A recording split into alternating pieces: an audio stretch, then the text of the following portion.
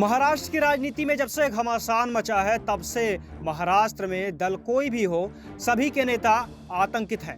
लगातार इस बात का डर सभी को खाए जा रहा है कि आखिर भाजपा की चाल क्या है। इन सभी के बीच में ही महाराष्ट्र की राजनीतिक पार्टियों में और साथ ही देश के अलग अलग विपक्षी पार्टियों में हड़कंप मचा हुआ है। इसी बीच महाराष्ट्र में उद्धव गुट के शिवसेना के प्रमुख नेता संजय राउत ने मीडिया से मुखातिब होकर के अपना बयान दिया और साथ ही उन्होंने इस पूरे के पूरे मामले को लेकर के देश के तमाम मुद्दों पर अपनी राय रखी।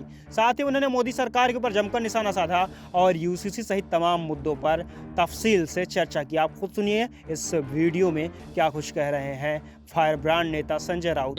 मीटिंग में क्या कुछ डिस्कस किया? देखिए, आज मीटिंग हमारी जो है उद्धव ठाकरे साहब की लीडरशिप में मीटिंग हो गई, पार्टी चीफ, इसमें हम सभी शिवसेना के नेता थे, हमारे विधायक थे, हमारे एमपीज थे।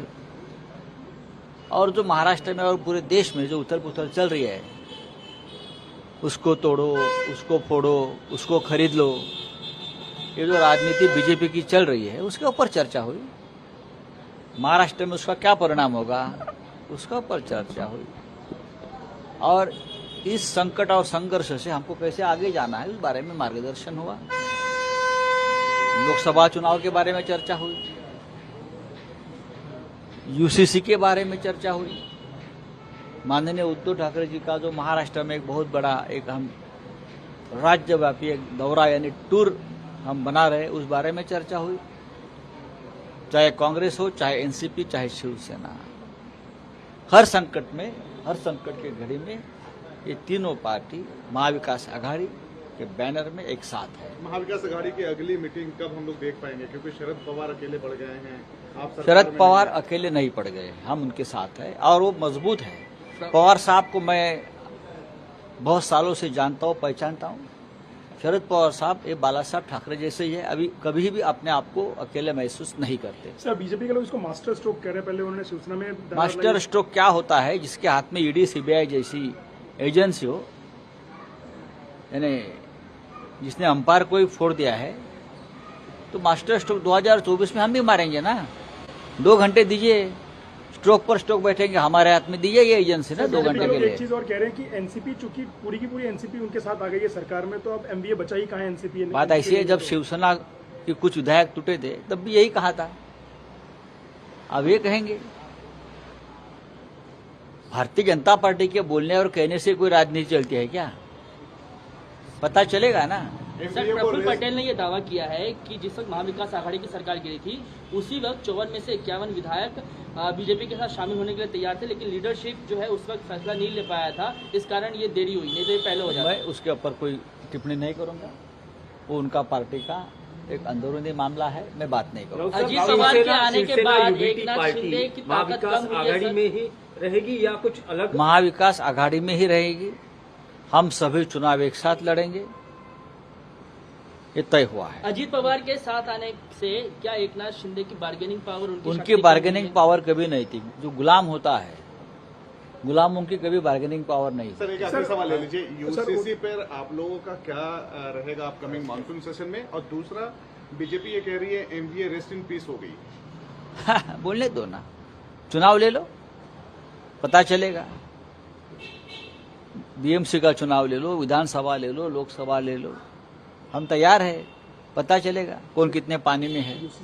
यूसीसी पे मानसून सेशन में आपकी रणनीति क्या रहेगी, विपक्ष की रणनीति? ड्राफ्ट तो आने दो, कानून अब बनने जा रहा है। कल प्रेजेंटेशन हुआ है, हम थे उस प्रेजेंटेशन में।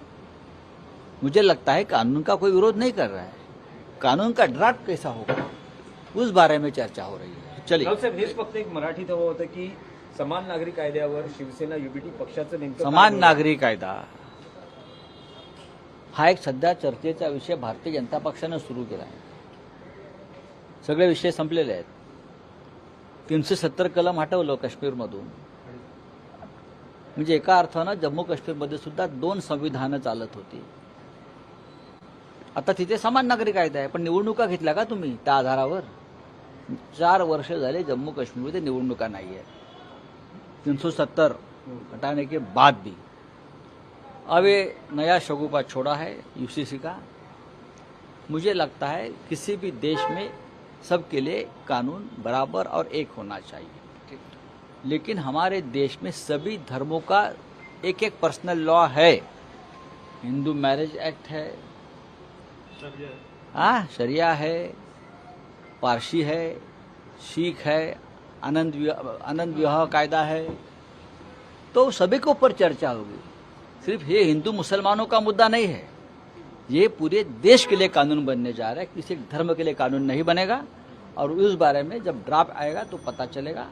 हम ये भी चाहते हैं कि अगर देश हित में अगर एक कोई चीज़ बनती है, सभी धर्मों के लिए एक चीज़ बनती है, तो उसके ऊपर डिबेट होनी चाहिए। चलिए। जिस तरह से आपने सुना संजय राउत ने मोदी सरकार के साथ ही महाराष्ट्र की राजनीति को लेकर के, इसके अलावा केंद्र सरकार की आगे की रणनीति के ऊपर भी क्या कुछ कहा। जिस तरह से सत्ता को दुरुपयोग का लेकर के तमाम आरोप उन्होंने मोदी सरकार पर लगाए हैं। इसके अलावा राजनीति की जोड़ तोड़ की राजनीति, इसके अलावा ईडी सीबीआई तमाम मुद्दों पर उन्होंने सरकार को घेरा। जाहिर तौर पर विपक्ष कहीं ना कहीं कमजोर होता जरूर नजर आ रहा है, पर अब भी शरद पवार के साथ अन्य नेता अपने दंभ में और अपने कहीं ना कहीं 2024 की राजनीति में कुछ अलग करने की मन बनाए हुए हैं। फिलहाल विपक्ष कहीं ना कहीं कमजोर जरूर पड़ता नजर आ रहा है। हालांकि जनता के सामने इस बात को स्वीकार करना राजनीति में अपनी सबसे बड़ी भूल कही जाएगी। इस वजह से विपक्षी पार्टियां हों, चाहे फिर वह संजय राउत हों, लगातार अपने आत्मविश्वास को जनता के सामने बुलंद दिखा रहे हैं। फिलहाल के लिए इतना ही। देश और दुनिया की तमाम खबरों के लिए जुड़े रहिए हमारे साथ और देखते रहिए SPN 9 न्यूज़। धन्यवाद।